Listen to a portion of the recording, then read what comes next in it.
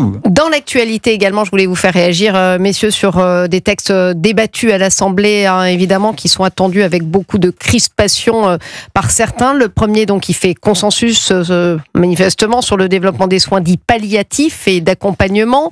Et le second, légalisant une aide à mourir à de strictes conditions. On doit s'attendre clairement à des débats houleux. Olivier d'Artigol, on se souvient que ça avait déjà été difficile. Cela sera difficile dans l'hémicycle. Notons, pour commencer, une très grande dissonance, pour ne pas dire une cacophonie, au sein même de l'exécutif, car sur ce week-end et encore ce matin, si vous prenez les expressions, les interventions publiques de Madame Catherine Vautrin, qui soutient le texte sorti de la commission, tout en voulant, à l'initiative du gouvernement, resserrer sur deux sujets, dont celui qui fait qu'on ne peut pas mettre au même plan le suicide assisté avec l'euthanasie, c'est l'un des sujets, et sur le fait aussi que ça soit vraiment en dernier recours, notamment que les personnes puissent toutes avoir bénéficié d'un accompagnement en soins palliatifs. Mais la moitié du territoire français n'est pas doté de soins palliatifs. Oui, mais ça c'est un grave problème, parce que la loi Claes-Leonetti, qui était un joyau législatif, aurait dû, bien évidemment, pour notre pays, développer ces soins palliatifs partout dans le pays, quelle que soit votre situation, votre lieu de résidence, vous devriez pouvoir être pris en charge aujourd'hui dans les soins palliatifs. Et d'ailleurs, les chefs de service des soins palliatifs, leur intervention dans le débat sur l'aide à mourir a été précieuse au cours des derniers mois, disent qu'une personne qui peut, à un moment donné, face aux souffrances, exprimer cette volonté d'en finir, reformule les choses bien différemment après avoir été soulagé sur le plan physique, mais aussi sur le plan psychique. Donc Bruno Retailleau a eu ce week-end des mots très durs concernant ce texte.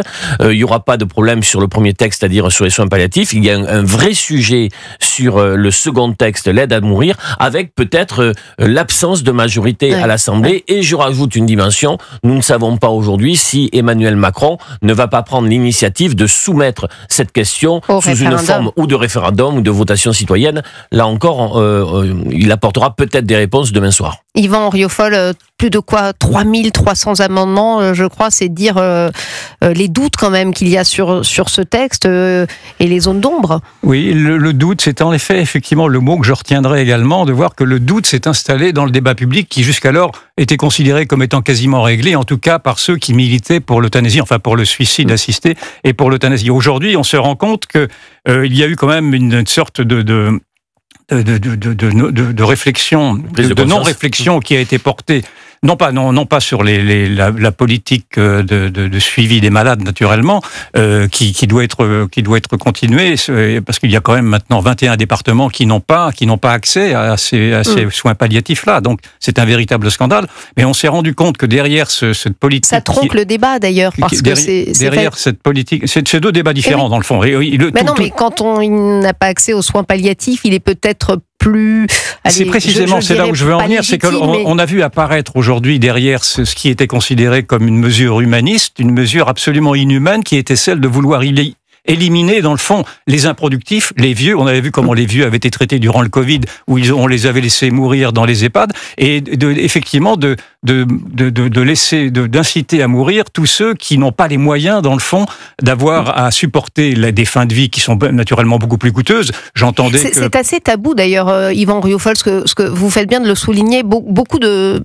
On l'entend ici ou là, d'ailleurs au Canada, 58% des personnes qui demandent l'euthanasie sont souvent des classes défavorisées. On l'entend assez peu. Vous avez des dérives qui ont été constatées dans l'Oregon, vous avez des dérives qui ont été constatées un petit peu partout au Canada, également en Belgique, où l'on voit que ce sont les plus pauvres qui, dans le fond, sont devenus, parce qu'ils ne veulent pas déranger, parce qu'ils ne veulent pas être une charge pour leur famille, parce qu'ils en ont marre, parce qu'ils sont trop pauvres, dans le fond, et qui sont les premiers à accepter, dans le fond, cette élimination d'une société dans laquelle ils n'ont plus leur place. Or, c'est absolument horrible, c'est inhumain, c'est barbare, pour reprendre un terme que nous avons évoqué tout à l'heure. La barbarie, c'est aussi cette manière de ne plus vouloir respecter les vieux et de vouloir accélérer une fin de vie au prétexte que cette fin de vie coûte plus que la vie ordinaire. J'ai entendu cette statistique, je ne sais pas si elle est vérifiée, que la fin de vie coûterait chez les 6 derniers mois aussi cher à la société que la vie totale qui avait été passée. Souvent les mutuelles jouent un rôle d'ailleurs.